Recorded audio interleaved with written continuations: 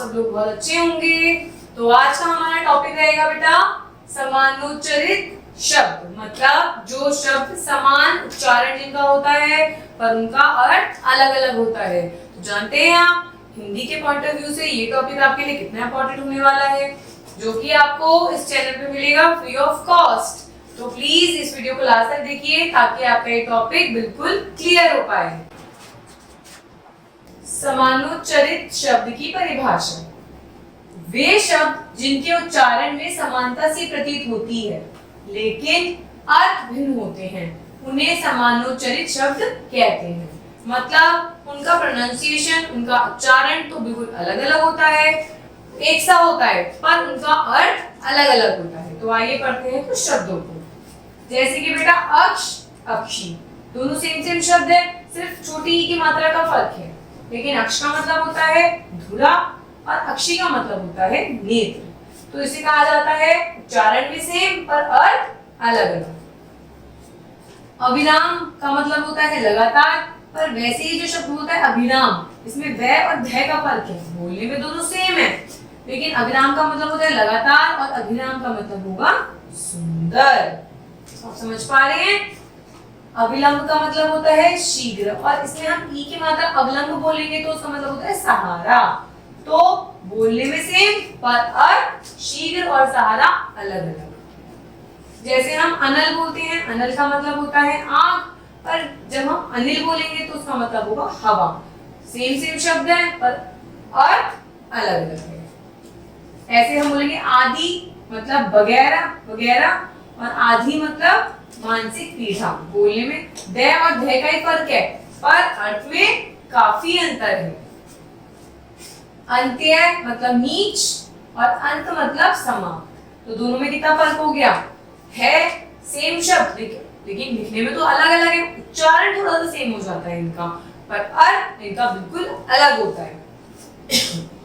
जैसे लिखा है आकर, मतलब हम कहते हैं ना कि ये काम आकर करूंगा, तो मतलब आने के बाद, और आकार का मतलब होता है शक्ल। तो सिर्फ आ के डंडे का फर्क है, लेकिन आ के डंडे का फर्क है आ का, लेकिन फर्क क्या होगा आने के बाद और शक्ल, दोनों का अर्थ अलग अलग होगा। अवधि मतलब भाषा और अवधि मतलब सीमा, सिर्फ इसमें बड़ी और छोटी की मात्रा का अंतर है।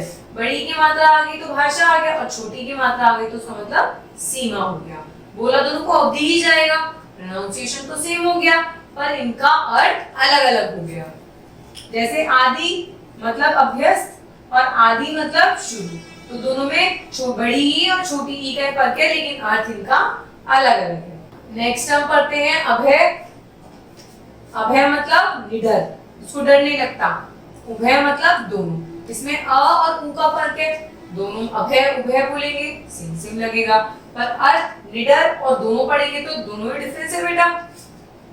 अपेक्षा मतलब किसी से इच्छा रखना, और उपेक्षा मतलब निरादर करना किसी का, किसी की इंसल्ट करना, तो दोनों में फर्क हो गया, उच्चारण सेम हो गया। आंधी मतलब आंधी चलती है तो क्या होता है, तेज हवा होती है। आधी मतलब आधा हिस्सा, सिर्फ अंक की बिंदी का फर्क पड़ गया, और अंतर अर्थ में कितना सारा हो गया। अलसी मतलब तीसी, आलसी मतलब सुस्त, सिर्फ आगे डंडी की मात्रा है, तीसी और सुस्त में कितना फर्क होता है। लेकिन जब बोलेंगे अलसी या फिर आलसी तो कहीं ना कहीं थोड़ा सिमिलर हो जाता है।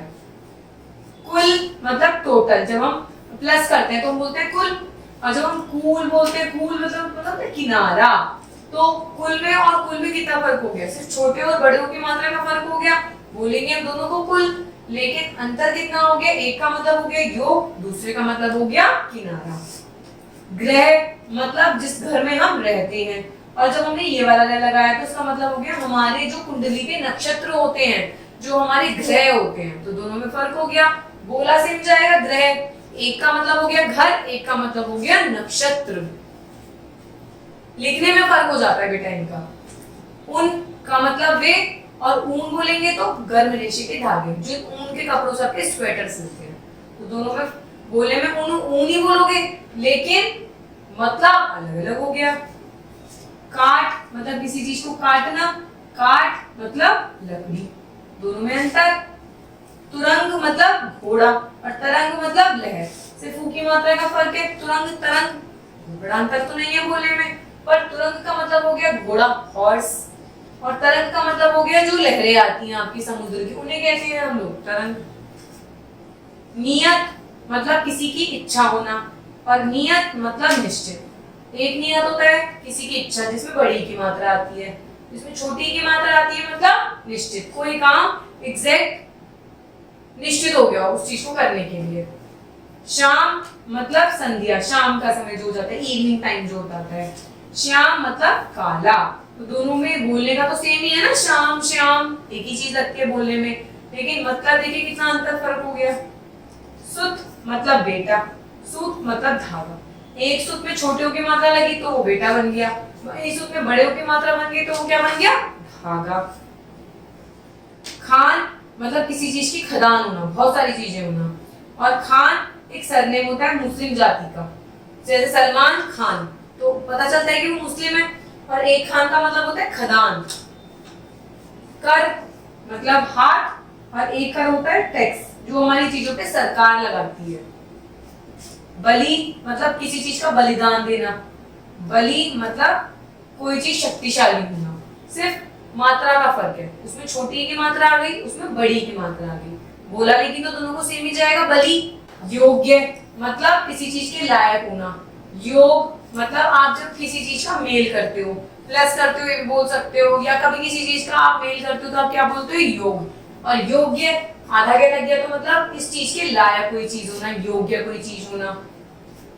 दिन मतलब दिवस, दीन मतलब गरीब, एक दिन होता है जो डे वाला दिन होता है, ठीक है, और एक दीन होता है जिसमें बड़ी की मात्रा है, उसका मतलब क्या हो गया, गरीब। दशा मतलब हालत, और दिशा मतलब तरु, जैसे उत्तर पश्चिम उत्तर दक्षिण तो दिशा हो गई, लेकिन अब द से आप छोटी की मात्रा हटा दो तो क्या हो गया, दशा, मतलब किसकी क्या दशा हो रही है, मतलब इसकी क्या हालत हो रही है। प्रणाम जब आप किसी को नमस्ते करते हो तो उसे प्रणाम बोलते हैं। प्रमाण सिर्फ मैं और मैं का, प्रमाण का मतलब सबूत कि हम पे इस चीज का एविडेंस है, सबूत है। तो प्रणाम और प्रमाण बोलने में तो सेम सेम लग रहे हैं, पर दोनों का अर्थ अलग अलग है। बात मतलब जो वायु हवा चलती है, और बात मतलब वार्ता, जैसे मैं आपसे कर रही हूँ कि आपसे कहोगे बात कर रहे हैं, जब दो जने एक दूसरे से बात करते हैं तो उसे हम वार्ता बोलते हैं। बात मतलब जो वायु चलती है, जिसमें वह फॉर वैसे वक और वैसे बतख, दोनों का फर्क है, बोलने में सेम है, अर्थ अलग अलग है। पका मतलब कोई चीज पकी हुई, पक्का मतलब मजबूत, सिर्फ क्या का फर्क है। लक्ष्य मतलब लाभ, लक्ष्य मतलब उद्देश्य। दीप मतलब दीपक, द्वीप मतलब टापू, कहते हैं ना लक्ष्य दीप द्वीप, तो एक टापू हो गया, एक द्वीप हो गया, और दीप का मतलब जो दीपक आप घर में भगवान जी के लिए जलाते हो वो कह सकते हो। मूल मतलब किसी चीज की जड़ होना, और मूल्य मतलब किसी चीज की कॉस्ट होना, कि इसका क्या मूल्य है, ये सेब कितने मूल्य के हैं, तो मतलब कितने अमाउंट के हैं। और मूल का मतलब हो गया इसकी मूल, इसकी जड़ें कैसी हैं। तो बोलने में दोनों में फर्क नहीं है, लेकिन अर्थ इनका कितना अलग है। शुल्क मतलब फीस, और शुक्ल मतलब श्वेत। एक शुल्क होता है जिसका मतलब होता है आपकी फीस क्या है, शुल्क क्या है इस चीज का, और शुक्ल कै का फर्क है, कै और लै का। शुक्ल का मतलब होता है श्वेत, सफेद चीज होना। श्रवण मतलब बहाना, और श्रवण मतलब कान, बोलने में सेम है, पर एक का मतलब है बहना और दूसरे का मतलब है कान। पुष्ट मतलब आपका स्वास्थ्य कैसा है। पृष्ठ जो आप कॉपी पढ़ते हैं तो उस पेज, उसको आप बोलते हैं पृष्ठ। भुवन मतलब लोग, भवन मतलब घर। हरण मतलब किसी चीज को चुराना। हिरण तो जब आप जानते हैं कि मृग को हम वैसे भाषा में हिरण बोलते हैं। निर्माण किसी चीज का बनना, निर्वाण किसी चीज को बुझाना। निर्माण निर्वाण बोलने में तो सेम लगता है, पर एक का मतलब है बनाना, दूसरे का मतलब है किसी चीज को बुझाना। परिमाप मतलब किसी चीज का आप नाप ले रहे हो, लंबाई कितनी है, चौड़ाई कितनी है। परिणाम मतलब किसी चीज का नतीजा आ रहा है, जैसे कि आपका 7th क्लास में परिणाम कैसा रहा। क्रांति किसी चीज का ग्रो करना, कांति किसी चीज में चमक आना। जलद मतलब बादल, जलज मतलब कमल।